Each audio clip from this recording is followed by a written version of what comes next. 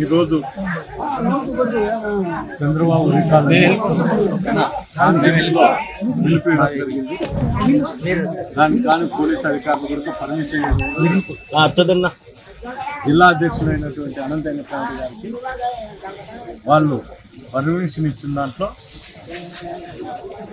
మొత్తం జిల్లాలో ఉండేటువంటి కోఆర్డినేటర్లు అందరూ కూడా హాజరవుతారు అని చెప్పడం జరిగింది. అదేవిధంగానే పోలీస్ అధికారులు కూడా మాకు ఇవ్వడం కూడా జరిగింది.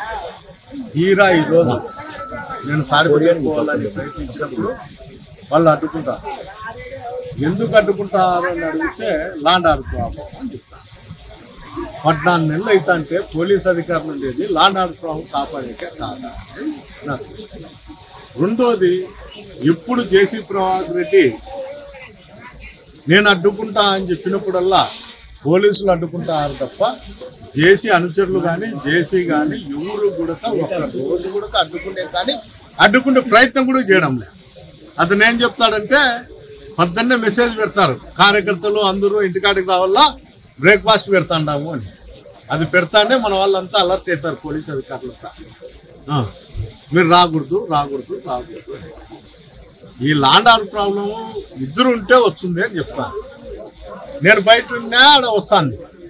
ఇప్పుడు 14 నెలలు నేను బయట ఉన్నా, ప్రభాకర్ని 14 నెలలు 12 నెలలు పంపిండి బయటికి, ఏముండదు కదా, పంచండి సరే 6 నెలలు ఉండేటట్టుగా. మీరే కదా అధికారులు, మీరే కదా చేస్తాండేది. అది మంచి చేస్తారు చెడు చేస్తారు, మీరు కనీసం పండుకునేప్పుడు 1-2 నిమిషాలు ఆలోచన చేయండి. ఓ వ్యక్తికి మేము న్యాయం చేస్తాడామా అన్యాయం చేస్తాడామా, కనీసం మనసాక్షి అనేది ఒకటి ఉండాలి ఎవరికైనా కానీ. ఇదన్నీ చూస్తా అంటే ఇప్పుడు ఉండేటువంటి యువకులు సివిల్స్ రాసేదానికి కూడా ఇష్టపడను. అనంతపురం జిల్లాలో ఇంత దారుణంగా తయారైంది. ఈ పరిస్థితుల్లో రేపు పొద్దున మేము ఇంకా సివిల్స్ రాసి ఐపీఎస్లు అయితే ఇంకా ఎంత దారుణంగా పరిస్థితులకు ఉండాల్సి వచ్చిందో అనే ఉద్దేశంతో సివిల్స్ రాయాలన్నా కూడా యువకులు ముందుకు రావడం లేదు. ఒకసారి ఆలోచన చేయండి అధికారులందరూ కూడా. మనం యువతకు కానీ పొలిటికల్గా కానీ అందరికి కానీ మనం ప్రజలకు ఏం మెసేజ్ ఇస్తున్నాం అనేది ఒక్కసారి ఆలోచన చేసి మీరు నిర్ణయాలు తీసుకోండి.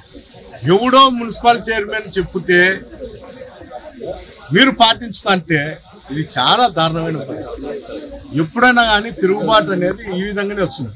అది పోలీస్ అధికారుల మీద కావచ్చు, రాజకీయాల గుండా కావచ్చు, తిరుగుబాటు అనేది వచ్చేది అనేది ఎట్లా వస్తుందంటే అంచివేయడం వల్లే వస్తుంది.